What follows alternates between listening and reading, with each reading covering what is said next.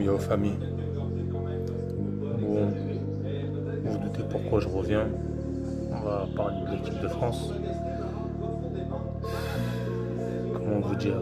Celle-là, la vidéo, j'ai même pas envie de la faire concrètement, voilà.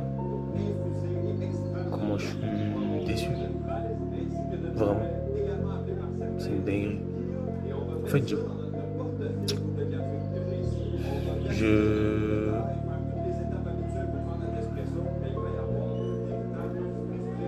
Ouais, clairement, c'est... En fait, je comprends pas pourquoi certains choix ont été faits.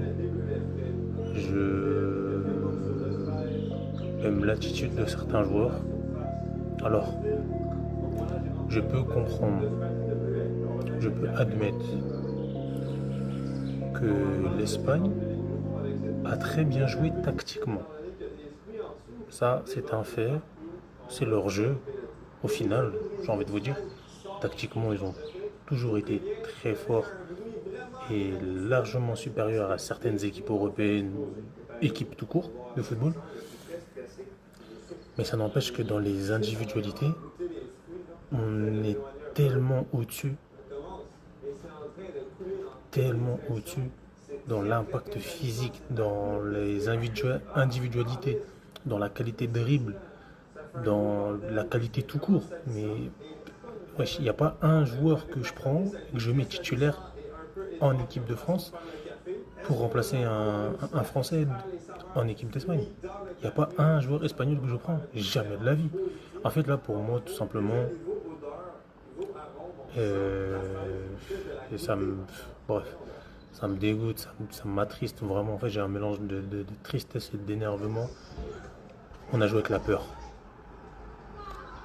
Voilà. La peur de quoi? Il faut se poser la question. Parce que concrètement, on avait toutes les armes pour contrer l'Espagne. Vraiment. La peur de quoi? Je pense que déjà Tchouaméni ne doit pas être titulaire parce qu'il n'a absolument rien proposé dans ce match-là. Manu Koné et Adrien Rabiot, c'était une paire qui fonctionnait à la perfection. Pour moi, il aurait dû mettre Doué à la place de Barcola.